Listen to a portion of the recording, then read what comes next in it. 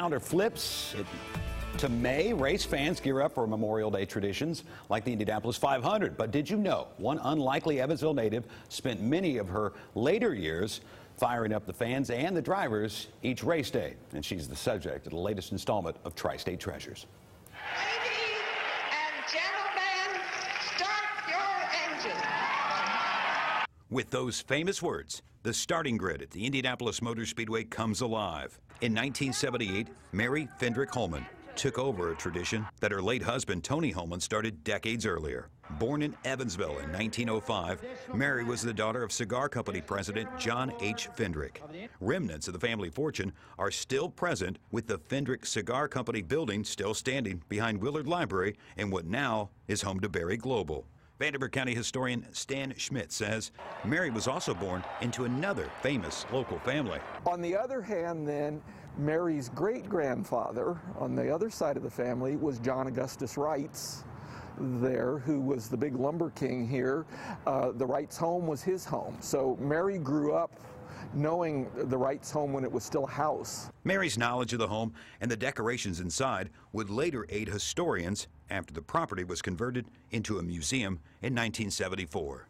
She remembered where everything was in the house. She had items, paintings and stuff from the home there. So she came in there and she could tell them, oh, this room had this kind of material, this had this, like that. So she supplied them with things, original items for it.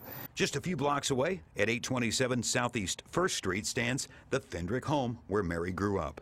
In 1926, Mary would meet a wealthy Terre Haute businessman named Tony Hulman. Hulman's properties extended from Indianapolis to Terre Haute, with several more in downtown Evansville.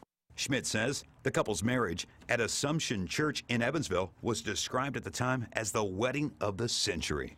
This is the one where cars were parked for blocks. You had hundreds of people showing up. You had special police out there. The Fendrick home down on 1st Street, you had police down at the Fendrick house to guard all the gifts. In 1945, the Hulmans paid $750,000 for a dilapidated, weed-covered property on the west side of Indianapolis that we know today as the Indianapolis Motor Speedway. Mary and other family members questioned the potential of the property, but apparently father knew best.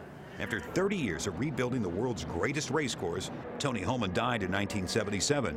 Although her husband coined the phrase for drivers to start their engines, it was Mary who continued the tradition. Ladies and gentlemen, start your engines. But Mary's first attempt at the command wasn't without controversy.